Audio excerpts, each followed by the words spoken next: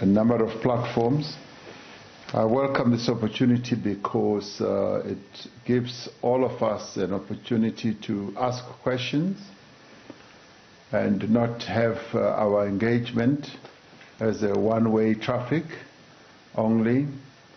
This is what many people have been yearning for, that we should be able to answer questions. And this then gives us that moment. But it also gives me an opportunity to hear our people's thoughts, their suggestions, their complaints, so that we can integrate what they have to say in processes that we are involved in taking decisions to deal with this pandemic. And as I indicated when I addressed the nation, we are now facing a real rise in infections. What we've been talking about, as advised also by our experts, is now with us. We're seeing a great rise in infections all around, but particularly in Gauteng, in the Eastern Cape and the Western Cape, as well as KwaZulu-Natal. But if you were to think about it, it's almost like the whole country has become a hotspot. We did anticipate that we would have a rise, and I must say that we're not the only country in the world that is facing the rise that we're having. Many other countries are facing rises, and some faced a decline and then they've had a rebound and rise in infections again. This pandemic is quite dangerous, and it is taking valuable lives away from our nation, and we are well over 4,000 and some few hundred people who have died already. Now that is most concerning. We obviously started off by doing the lockdown, and we did ours quite early, and it was a hard lockdown that exerted a lot of pressure on our people as a whole. But it was necessary, because if we hadn't embarked or imposed that lockdown, the spate of infections would have been a lot higher and many more people would have died. And it is acknowledged that our lockdown did help. And indeed, as we can see, many lockdowns around the world are also helping to reduce the height in infections. And in our case, it slowed down the rate of infections, but it also did something else. It gave us an opportunity to prepare our health facilities to be able to deal and cope with the rising infections. Now that infections are rising, our health facilities is dealing with the rising infections. We face challenges. Our health system was challenged as they should be. We are improving as we are going on.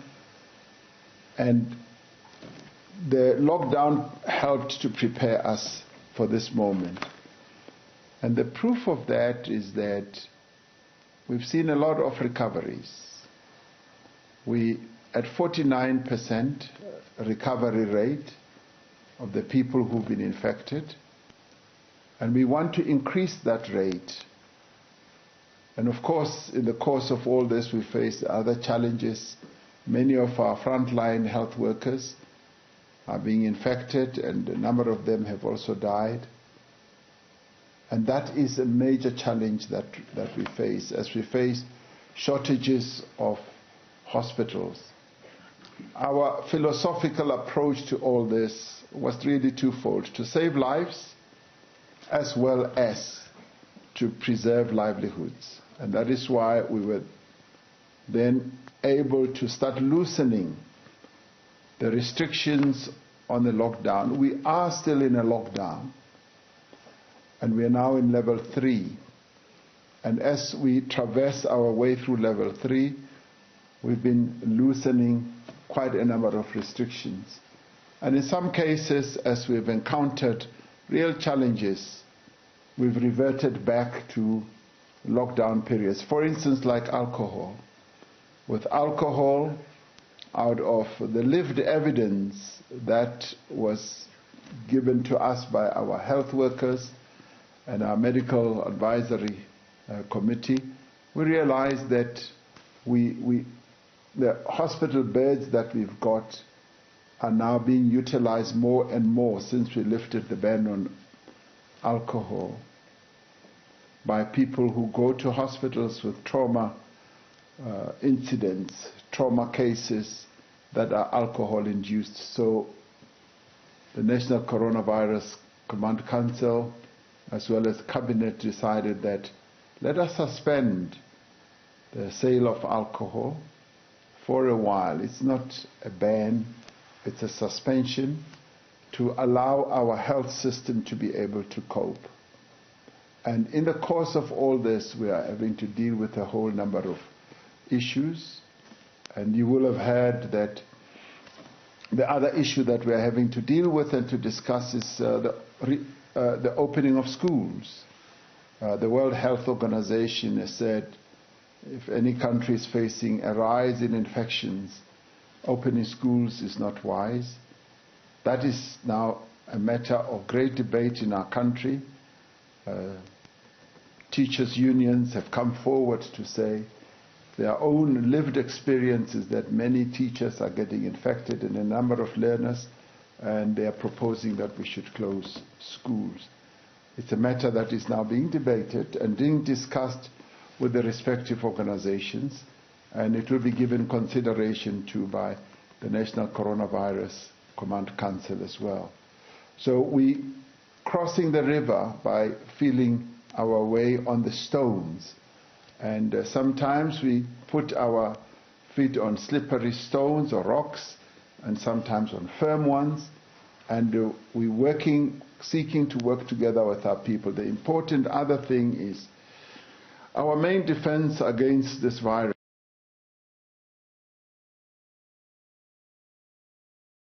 feet on slippery stones or rocks, and sometimes on firm ones, and we're seeking to work together with our people. The important other thing is our main defense against this virus is changing our own behavior as citizens and as human beings. If we change our way, we will be able to have great defense. We've spoken repeatedly about the toolbox that we now have, and the toolbox is the one that can defend us in dealing with COVID-19. And I'd like to urge our people that let us protect ourselves as we protect those near us, those that we love, because it is only when we do so that we will be able to defeat COVID-19. I'd like to leave it at that at the moment and hear what the questions are. The other challenge, of course, is the economic one. We've just received news that many more people are now unemployed. They've lost their jobs. We've got up to 3 million people who would have lost their jobs. And COVID-19 is having that devastating impact around the world. The United States, I would say 2 months ago, had lost 26 million, people had lost 26 million jobs. And we are now in the midst of COVID-19, and this is what we are now having to deal with, and our response has got to be robust, it's got to be pointed, so that we can protect our people as we move on. Thank you very much. That is for opening remarks, and then I'll respond to questions as they get asked. Mr. President, with a brief highlight of what has been happening with regards to the efforts by government taking effort in ensuring that we fight the COVID-19. I believe we will take 3 callers, and what I would like to ask from the callers, what I would like to ask from the callers is that don't ask any much more than 2 questions. And also, let's get to the point so that we are able to give more callers a chance to speak to Mr. President. Do we have the first caller? All right. The number for the callers is 078 799 4480. 078 799 4480. And also, if you are on social media, you can go on to the Facebook page, the Presidency of South Africa. And also on Twitter, you can go on the Presidency of South Africa and leave your comment, your question, and maybe also, even if it's just a comment on anything that is related to COVID-19. So we have AJ on the line, Mr. President. Let's hear what AJ have to say. Hello, AJ.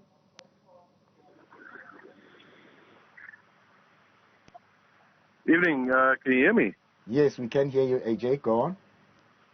Yes, I was just like to ask a question in terms of, firstly, on the so-called cigarette ban and then the booze ban. I'm not a smoker myself, but in terms of all the people that's going to lose their jobs in this process, what's going to happen to them? All right. Is that all, AJ? Thank you so very much. That's all. Thank you. All right. Let's maybe, Mr. President, let's give you a chance to respond to AJ on that one. AJ, we are aware that many people are losing jobs, and we did say right at the beginning that we know that COVID-19 is going to have a devastating impact on our economy, because when we imposed or introduced the lockdown, it basically meant that everything, both economic and social, came to a standstill. And companies thrive by being involved in their own commercial or economic operations, and they had stopped. And that stop meant that they had lost revenue, workers had lost income, and that is why we came up with the 500 billion rand assistance package, both for people, ordinary people at the social level, as well as the economic package. And that was meant to assist companies that were going through hardships, that employed people. On the workers' side, the UIF set aside quite a bit of money to assist those workers whose salaries were going to be either cut or completely stopped. And a number of workers have received a lot of assistance in that regard. And on companies, we said that we would assist companies, and we delineated a number of sectors: spaza shops, small, medium enterprises.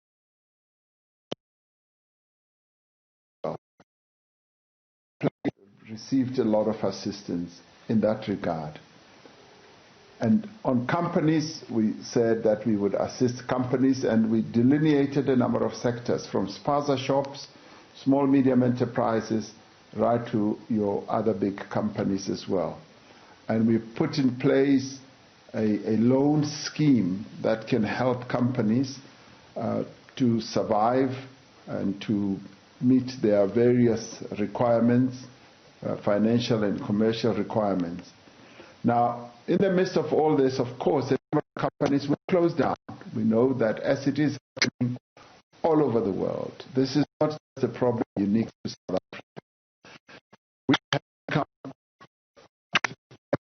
We are working on what to do.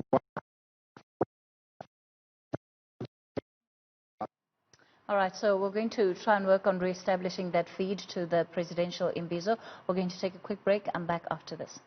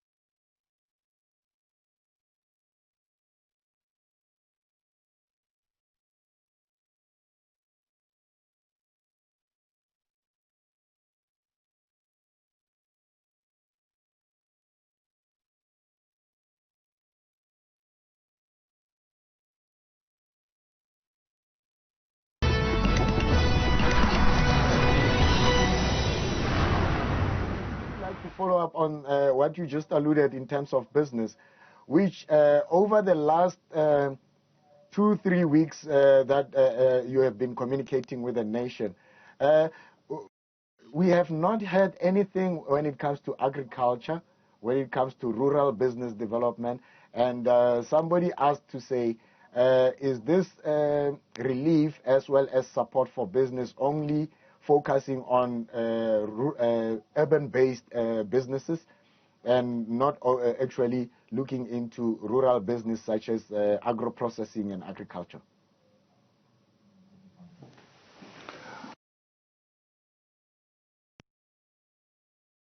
Only focusing on urban-based businesses and not actually looking into rural business such as agro-processing and agriculture. Well, thank you very much. One of the things that we have said is that we've got to come up with an economic recovery plan that leaves no one behind.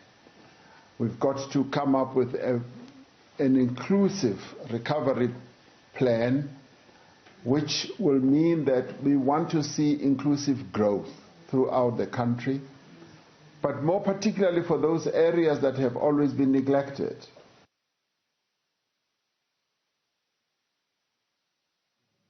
All right, we seem to assistance program. We focus on spaza shops. Now, you've never had in the past us focusing on must also focus on those areas. And that is why even in our economic assistance program, we focus on spaza shops. Now, you've never had in the past us focusing on spaza shops on how we can assist them. And that intervention has helped in doing two things: giving those that we could give assistance, some assistance, but also in getting thousands and tens of thousands of spaza shops into the radar screen of our economic. All right, we seem to be having problem networks here as much as it is very cold and the load shedding and all those, but anyway, it's all good. All right, remember you need to call us if you need to contribute or speak to Mr. President. The number to call is 078-799-4480. And as we've always been talking for quite a while now, becomes a major issue that has got to be addressed. But at the same time, we've got to focus also on the rural economy. And the rural economy is a multidisciplinary type of enterprise. It's not only about agriculture, it's about infrastructure. It is about the commercial viability of various enterprises in the rural area. But more directly, the question you raise, agriculture. Agriculture has a great potential in our country. This potential was recognized by the National Planning Commission, that it can create up to 1 million jobs, and indeed we think it's possible. But we want to go beyond just raw agriculture and go into agro-processing. We want to engender food security in our country. We realized during this COVID period that food security for any country is not only an issue of sovereignty, but it is also a security issue. And we want to focus more and more on that and upgrade the agricultural production in our country. And in doing so, we want to bring in those who have been relegated to the back, black people, into the commercial side of agriculture. And the wonderful thing is that we've got many of our people, black people, who are willing, ready, and able to get into this sector. And all they need is just a little push, a little assistance by government, so that they can become active participants in the economy of their own country in agriculture. So agriculture is very much part of the scheme, and various aspects of agriculture. And we also want to focus on various elements of agriculture, on meat production, grain production, vegetable, horticulture production, as well as wool production. We want to go into goats and sheep and all that, and allow our people to get into various activities of agriculture and upgrade the participation of black people in all those areas, because in some of those subsectors, black people are participating to a lesser and lesser extent. Now, COVID-19 gives us that opportunity to delve into those areas and enable our people to get into the real business of agriculture. And they are ready, they are willing, and all they need are the opportunities to be open. And we are ready to open those opportunities. Thank President Ramaphosa on that elaborative response to that, and I hope all the farmers are actually getting a bit more less nerves now based on all those points that Ramaphosa has already put forward. Now let me go on to the guests that we have on Zoom, and I'm going to start in the Eastern Cape with Ntate Raymond from Rhodes FM. Welcome, and unmute yourself as you present your case to the President. Thank you so much. Thank you very much, Mosotho Stone, for the opportunity, and thank you to the President for taking time to engage with us. On a slight matter, though, is that we have seen through your leadership and the government the multitude of resources being put towards fighting the pandemic, being the COVID-19. However, we also saw a rise of, or in the recent past, the gender-based violence cases rising. And I would like to check, especially with lockdown and sometimes police station having to be closed, what has been done or what is being done was a strategy towards making sure that people are not compromised in reporting the cases or even the lockdown itself, especially towards combating the gender-based violence. Thank you. Mr. President? Oh, we're going to the lines with Omar on the line. Hello, Omar. Hello, how are you? I'm well. Your question, your comment, please. Okay, my question is directed to the opening of schools. To get straight to the point, in terms of the regulations of the country currently, gatherings of people more than 50 are not allowed, and the schools, on the other hand, are open. How is it that the gathering of the school children in the same yard the whole day is allowed, while on other regulations, on other gatherings, it's not allowed? That's basically my question. Why is it debatable that the schools should be open or closed when it's a gathering of more than 50 people in a same space for quite some number of hours? All right. Thank you so very much. I was Omar from, I didn't get to know where you're coming from, but anyway. Let's get to speak to Anki from Pretoria. Hello, Anki. Hallo my friend, how are you? Goed, hoe gaan het, Ankie? Dit gaan baie goed met my, dankie. Dankie, die president is nou luister nou. Ja, so gaan ek self met hom praat? Ja, praat met meneer president in Engels preferably, ne? No, I'm fully bilingual. All right, thank you. Mr. Ramaphosa, I have really got lots of respect for you. You got a prickly pear in your hands. That is not thinkable how you're going to get it, how you're going to fix it up. I live in a retirement village. We are treated like school children here. And I'm a smoker and a pensioner, so I have to pay 100 rand for a packet of cigarettes. Please, Mr. President, please, I really ask you nicely. Thank you. All right, Mr. President, the platform is yours. It's Raymond, it's Anki, and us Oma. Thank you very much. Let me start with Raymond on his question on gender-based violence. Raymond, when I addressed the nation some 2 weeks ago, I did raise the issue of gender-based violence. I think it would have been 3 weeks ago, when I said that we're now facing a second pandemic, a pandemic that has to do with the way that men of our country treat the women of South Africa, where we went through a spate of 2 weeks when so many women were just getting killed and really slaughtered. And I characterized that as a real serious pandemic.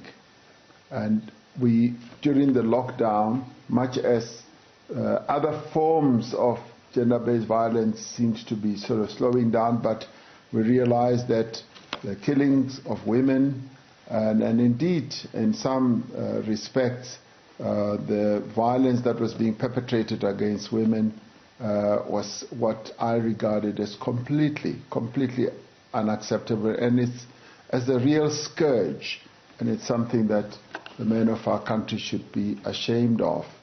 At the government level, at the way we've been dealing with it since the women of our country stood up on their 2 feet and insisted that we needed to treat this more seriously, and we came up with the National Strategic Plan, which we are now implementing, which has led to great and positive changes, which many people recognize. The way gender-based violence cases are dealt with by the police, the way in which our courts have to deal with these, and we laid out quite more courts in our country, and courts that are also friendly to children if they've been violated and when they have to come and testify. And the police have been trained, and even judicial officers, and we know that we've got to do more. We've got to implement our strategic plan, and at the legislative level, I've said that the laws now need to be changed so that if a man is accused for rape and killing of a woman, they must not get bail. And once they are sentenced, we want the sentences to be stiff so that they feel the pain that they are inflicting on the women of our country. We've got to move to a stage where the scourge that is really raging in our country is addressed. But we've also said that we want the men of our own country to be more conscientized, to be much more aware, and we've got to focus on the man and the boy child, because there are attitudes that are ingrained in the behavior of men in our country, the patriarchy, where men feel that they own women, they can control women, and they can do whatever they like to women. That needs to be addressed, and it is therefore the men of our country who must stand up on their 2 feet and defend and protect the women of our country and uphold their rights and respect them. So much needs to be done on the gender-based violence arena, and I'm really dedicated to this, because we've got to change the behavior of the men of our country.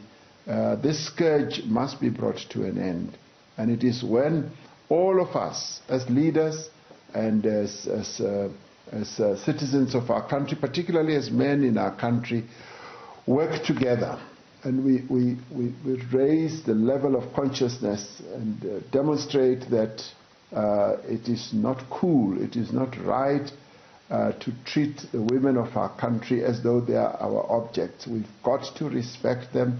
They are fully fledged citizens, and in fact it's much more than that.